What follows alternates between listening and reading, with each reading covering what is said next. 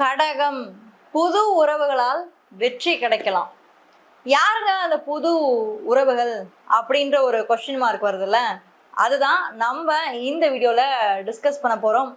So கொஞ்சம் சுவாரஸ்யமாகவே இருக்குங்க. ஏன்னா இந்த நார்மலாக நம்ம ப்ரிடிக்ஷன்ஸ் அப்படின்னு போகிறத விட கடகராசிக்கு ஒரு சில கிரகங்களோட மாற்றங்கள் நல்ல பலன்களை கொடுக்க இருக்கு. தெரிஞ்சுக்கலாம். வீடியோ தொடர்ந்து பாருங்க.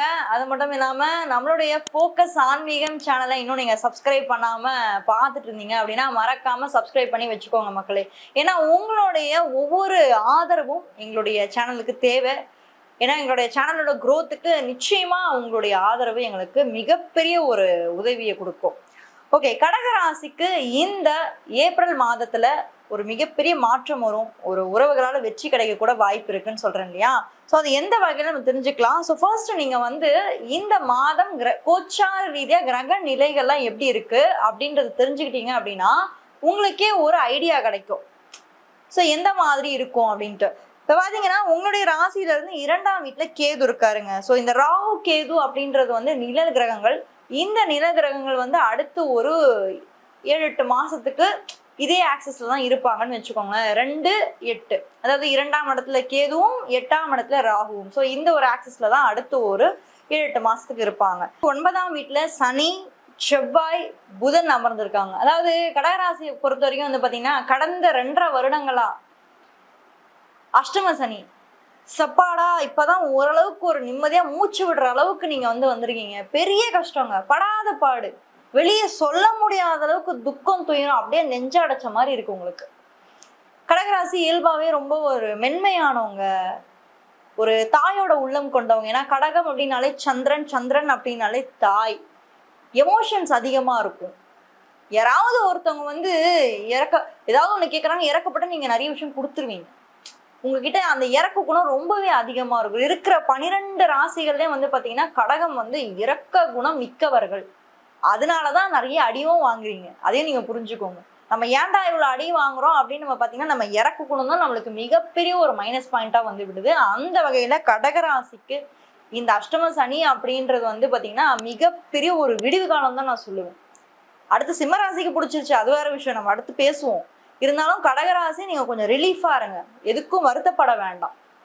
இந்த 7.5 சனி அப்படின்றது ஒரு மனிதனுக்கு எந்த மாதிரி ஒரு படாத பாடு கொடுக்குமோ அதே மாதிரிதான் இந்த அஷ்டம சனியும் கொடுக்கும். அந்த மாதிரி ஒரு துயரத்தையே நீங்க தாண்டி வந்திருக்கீங்க. அப்ப லைஃப்ல நீங்க நிச்சயமா வெற்றி அடைய போறீங்கன்னு தானே அர்த்தம். ஸோ அது நடக்கும்.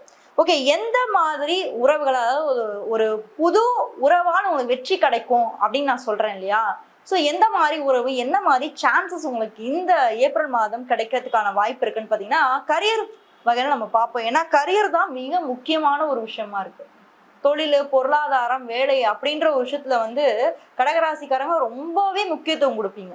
அந்த வகையில பார்த்தீங்கன்னா இந்த ஏப்ரல் 14th மேல, அதாவது செகண்ட் வீக் 2வது வாரத்துக்கு மேல பார்த்தீங்கன்னா உங்களுடைய ராசியில இருந்து 10ஆம் வீட்டுல சூரியன் சுக்கிரன் இணைவு இருக்கு.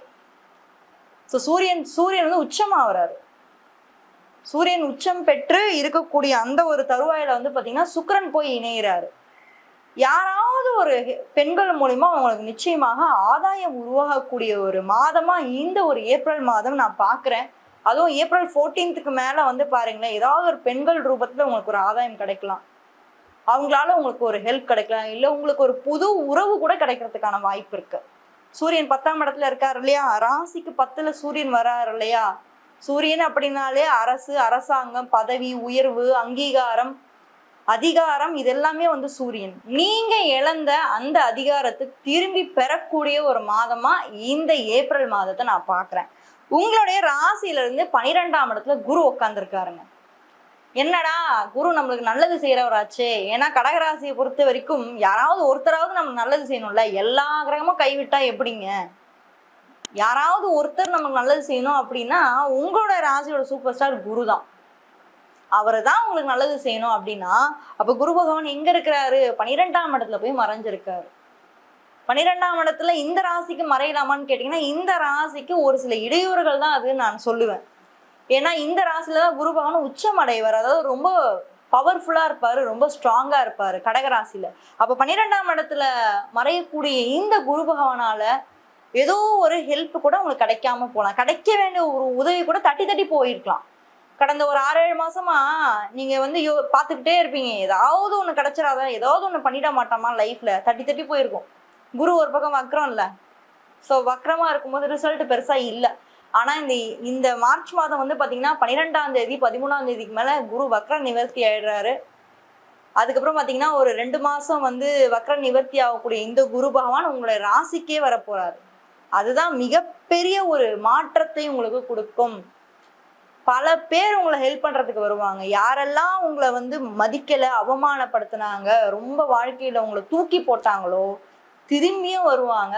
உங்களை திரும்பி பார்க்கக்கூடிய ஒரு வருடம், என்ன சொல்ல போனா மாதம்னு சொல்றதை விட இந்த 2026 அப்படின்றது முழுக்கவே யாரெல்லாம் உங்களை முதுகுல குத்துனாங்க எல்லாருமே உங்களை திரும்பி பார்க்கக்கூடிய ஒரு மாதமா, வருடமா இந்த 2026 உங்களுக்கு அமையும். ஸோ அப்போ குரு வந்து மே ஜூனுக்கு மேல வந்து உச்சமாயிடுவாரு, உங்களுடைய ராசிக்கு வந்து உச்சமாயிடுவாரு. அது உங்களுக்கு மிகப்பெரிய ஒரு பிளஸ் பாயிண்ட். ஏன்னா இது வந்து பாருங்க அதிச்சார பேச்சு மூலியமா குரு பகவான் வராரு. எப்பயுமே அவர் என்ன பண்ணுவாருன்னா ஒவ்வொரு ராசிக்கும் போறது வந்து பாருங்க ஒரு வருஷம் எடுத்துப்பாரு. இப்ப அவர் மேஷ ராசியில இருக்காருன்னு வச்சுக்கோங்க, 1 வருஷம் ஆகும், அங்கேயே உட்காந்துருப்பாரு. அடுத்து ரிஷப ராசிக்கு போறாருன்னா அங்கேயே உட்காந்துருப்பாரு. ஸோ இப்படி ஒரு ராசிக்கும் போறது வந்து இப்படி இருக்கிறதுனால இப்ப கடகராசிக்கு அவர் வர்றதுனால அடுத்து ஒரு 5-6 மாதத்துக்கு உங்களுக்கு சூப்பராகவே இருக்கும். ஸோ அதிச்சார பேச்சின் மூலயமா அவர் வந்து ரிசல்ட்டை கொடுக்க ஆரம்பிச்சிடுவார். இன்னொன்னும் நீங்க நோட் பண்ணிக்கணும், ஏன் நம்ம கஷ்டப்படுறோம் அப்படின்னா கடகராசியை பொறுத்த வரைக்கும் இந்த 6, 8, 12 இருக்கக்கூடிய கிரகங்களால் தான் நம்ம கஷ்டப்படுவோம். அதோட தசாபுக்தி காலங்கள்ல தான் கஷ்டப்படுவோம். சில பேர் 1 வருஷம் கஷ்டப்படுவாங்க, அதுக்கப்புறம் லைஃப் கொஞ்சம் ஸ்மூத்தாவே போகும், பரவாயில்ல. ஆனா சில பேர்லாம் பாருங்களேன் தொடர்ந்து ஒரு 10 வருஷம் 12 வருஷம் ஏன்பா நான் வாழ்க்கை ஃபுல்லா கஷ்டப்பட்டுட்டு இருக்கேன்ப்பா, என்னப்பா பண்றது அப்படின்னு சில பேர் வந்து கமெண்ட்ல கேட்பீங்க. இப்ப நம்ம பேச வர்றது என்னன்னா, ஏன் தொடர்ந்து நான் ஒரு 10 வருஷம் 12 வருஷம் கஷ்டப்படுறேன்னா நீங்க பாருங்க அந்த டைம் பீரியட்ல பெரிய மகாதசை நடக்கும். இந்த கடகராசியை பொறுத்த வரைக்கும் சனி ஆகாதவர், 18 வருஷம் தசை. அந்த மாதிரி ஒரு தசைலாம் வந்து சனி உங்களுக்கு வந்து பாத்தீங்கன்னா அவயோக வீடுகள்ல 6, 8, 12 இல்ல நல்லாவே உங்களுக்கு பொசிஷன் எடுத்து உட்காரல அப்படின்னா பிரச்சனை கண்டிப்பா இருக்கும். அந்த கஷ்டம் வந்து துன்பமானது பல வருடங்கள் உங்களுக்கு நீடிக்கும். ஸோ அதை நீங்க உங்களுடைய சுய ஜாதகத்தை வச்சுதான் நீங்க செக் பண்ணிக்கணும். ஸோ கரியர் வைஸ் நம்ம பார்க்கும்போது கடகராசியை பொறுத்த வரைக்கும் புது உறவுகளால் நிறைய ஒரு மாற்றங்கள் இல்லை அவங்களால உங்களுக்கு லாபம் உங்களுக்கு ஏற்படுறதுக்கான வாய்ப்பு இந்த ஏப்ரல் மாதம் இருக்கு. ஸோ ரிலேஷன்ஷிப் வைஸ் பார்க்கும்போது சூப்பராகவே இருக்கு. ஏன் சூப்பராக இருக்குன்னா குருபலம் வந்துருச்சுங்க உங்களுக்கு. உங்களுடைய ராசிக்கு இப்போ நெக்ஸ்ட் வந்து குரு வரப்போறாரு இல்லையா. ஸோ நெக்ஸ்ட் வந்து பார்த்தீங்கன்னா உங்களுடைய ரிலேஷன்ஷிப் இன்னமும் நல்லா இருக்கும். நிறைய புது ஆட்களோட நீங்க வந்து பேசுவீங்க, பழகுவீங்க, இணைவீங்க. நான் முன்னாடியே சொன்ன மாதிரி தான் கரியர்ல எப்படி உங்களுக்கு வந்து புது விஷயம் நடக்கிறதுக்கான வாய்ப்பு இருக்கோ அதே மாதிரி ரிலேஷன்ஷிப்ல இருக்கவங்க சிங்கிளா இருக்கவங்களாம் இப்போ மிங்கிளா இருக்கக்கூடிய காலகட்டம் வந்து ஏற்படுது. எஜுகேஷன் எப்படி இருக்க போகுது, படிப்பு சார்ந்த விஷயங்கள்லாம் எப்படி இருக்க போகுது. இந்த ஏப்ரல் மாதம் வந்து பார்த்தீங்கன்னா கடகராசி கொஞ்சம் ஃபோக்கஸ்டா படிங்க. ஏன்னா கடகம் வந்து பாருங்களேன் அது வந்து மூட் ஸ்விங்ஸ் உள்ள ஒரு ராசி. அதாவது ஏற்றம் இறக்கம் இருந்துகிட்டே இருக்கும். இந்த நிமிஷம் ஒன்று யோசிப்பாங்க, அடுத்த நிமிஷம் வேற ஒன்று யோசிப்பாங்க. ஸோ அந்த ஒரு மூட் ஸ்விங்ஸ் எப்பயுமே கடகம் இருக்கும். கடகத்துல கொஞ்சம் யங் ஏஜ்ல இருக்கவங்களுக்கு வந்து பார்த்தீங்கன்னா கொஞ்சம் சென்சிட்டிவிட்டி அதிகமாக இருக்கும். அதனால உங்களுடைய நிலையை வந்து மனநிலையை ஒரு நிலைப்படுத்தி உங்களுடைய எஜுகேஷன்ல நீங்க கான்சென்ட்ரேட் பண்ணும்போது நிறைய உயரத்தையும் தொடக்கூடிய ஒரு ராசியா வந்து இந்த கடக ராசியை நான் பார்க்குறேன். நல்லதே நடக்கும், கவலைப்பட வேணாம். இந்த மாதம் ஏப்ரல் மாதம் சூரியனோட உச்ச பலம் வந்து நிறைய பேருக்கு கிடைக்க போகுது. அதை ரொம்ப பாசிட்டிவா யூஸ் பண்ணீங்க அப்படின்னா லைஃப்ல வந்து அடுத்தடுத்து முன்னேறக்கூடிய மாதங்களா உங்களுக்கு வந்து அமையும். மிதனராசியை பத்தி தெரிஞ்சுக்கணும்னா இந்த வீடியோல ஃபர்ஸ்ட் கமெண்ட்ல ஃபர்ஸ்ட் லிங்க்ல கொடுத்துருக்கேன், மறக்காம அதையும் போய் செக் பண்ணுங்க. கன்சல்டேஷன் வேணும் அப்படின்னு நீங்க நினைச்சீங்கன்னா என்ன நீங்க வாட்ஸ்அப் மூலமா அணுகலாம். ஸோ இது டைரக்டா 1-on-1 கான்வர்சேஷனாக தான் இருக்க போகுது. செக் பண்ணிட்டு சொல்லுங்க. அண்ட் யாராவது ஒரு ஃப்ரெண்டுக்கு இதை ஷேர் பண்ணி ஹெல்ப் பண்ணணும், இல்லை அவங்க வாழ்க்கையில இது ஒரு மாற்றத்தை ஏற்படுத்தணும்னு நினைச்சீங்கன்னா அதையும் பண்ணிட்டு ஹெல்ப் பண்ணுங்க. தேங்க்யூ.